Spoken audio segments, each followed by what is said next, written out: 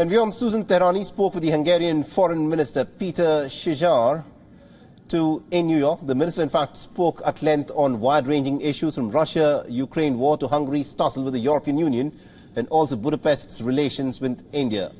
You can listen in to the full interview on WION's YouTube channel. Now, here are some of the experts of what he had to say. Your country is not the only one who's doing business with Russia when it comes to nuclear power. There's Slovakia as well. It's going to start operating power plants, and the entire Europe perhaps relies on Russia when it comes to nuclear. So it's safe to say that Russia continues to have a firm grip on Europe's nuclear power, and breaking this long-standing dependency against Russia might be harder, easier said than done. Considering this, do you see a future where Russia is not involved in Western nuclear power supply chain, including the United States? It's hard to see, because as far as I see, dealing with nuclear power, since I'm responsible for the construction of the new nuclear blocks, as far as I see, behind the scenes, there's a very tight and very strong nuclear cooperation between Russia and the United States, between Russia and France, or at least between their companies. So, when I listen to these European and American statements bashing us for too strong relations with the United States, I just with Russia, I just laugh on them, because I see what is happening behind the scenes. And I see how the Western companies maintain their presence in Russia, and how hypocritical these Western voices are about cutting off the ties with Russia. They still take a lot of benefit out of making business with Russia, out of keeping the economic relationship with Russia and Russian economic entities.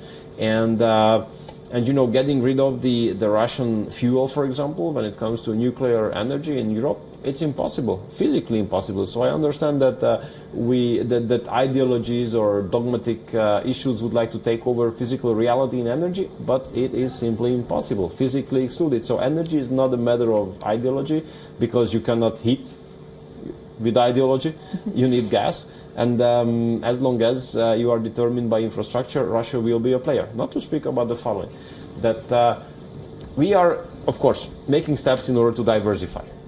But for us, diversify does mean what it means by definition, namely that more sources should be included into your energy supply. And diversification for us does not mean that we should replace one source with another one. So we are not ready to get rid of the Russian sources, simply because physically it would be impossible to supply the country.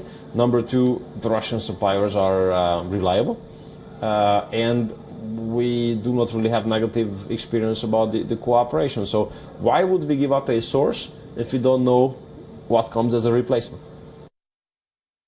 Since we are here at the United Nations and there was a meeting regarding Ukraine, how do you see the fate of the Black Sea Grain Initiative? Can Hungary perhaps be a mediator, considering the fact that you have good relations with Russia and, well, you're a European country? Well, if we are asked to mediate, we are happy to do so. But we are not strong enough to step up as a mediator by our own will. What I can tell you is that we consider the continuation of the grain deal extremely important. Why? Because these volumes of grain are missing from countries and regions which can be destabilized very easily. And once these regions or countries are being destabilized, further migratory waves break out. And if further migratory waves break out, then we Europeans are going to be under pressure again. And coping with two security-related challenges in the meantime, that will be well beyond our capacities, I think.